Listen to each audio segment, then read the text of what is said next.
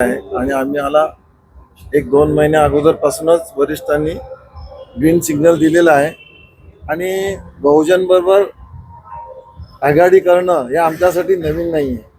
कारण आमच्या काँग्रेसने बहुजनला खासदारकी सोडलेल्या आहेत, आमदारक्या सोडलेल्या आहेत. त्याच्यामुळे आमचं नातं जुनं आहे.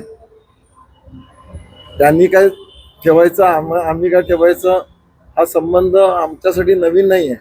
पण आता वसईची जी परिस्थिती आहे, गंभीर परिस्थिती जी झालेली आहे, त्या गंभीर परिस्थितीला सरळ करण्यासाठी आणि ती सुव्यवस्थेत आणण्यासाठी आम्हाला बहुजन बरोबर आघाडी करणं म्हणजे वसईच्या नागरिकांच्या हितासाठी तरी फार जरुरी आहे.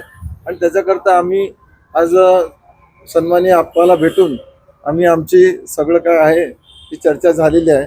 आमचं जवळजवळ 100% पॉझिटिव्ह आहे आणि याच्यामध्ये कशी आपण रणनीती केली पाहिजे हा आप्पांनी जो सल्ला दिला त्याच्याकरता आम्ही जर आमच्या वरिष्ठांची चर्चा करून आज न उद्या आम्ही त्याच्यामध्ये आघाडीमध्ये येणार आहोत. आघाडीमध्ये नक्कीच येणार आहोत.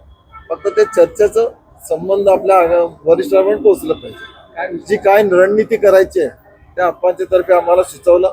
जवळजवळ आम्हाला ती मान्य आहे, पण वरिष्ठांचं ते आज्ञा घ्यावं लागेल आणि ते आज्ञा देतील एवढी खात्री आम्हाला. काय विश्वास असेल या निवडणुकीत आपला? त्या निवडणुकीमध्ये महाविकास आघाडी आप्पांनी सांगितलं की आपली महाविकास आघाडी आणि महाविकास आघाडीचं म्हणजे 85 ते 90% हा रिझल्ट लागणार आहे आणि महाविकास आघाडीचाच तिथे महापौर बसणार आहे आणि महाविकास आघाडीची सत्ता चालणार आहे.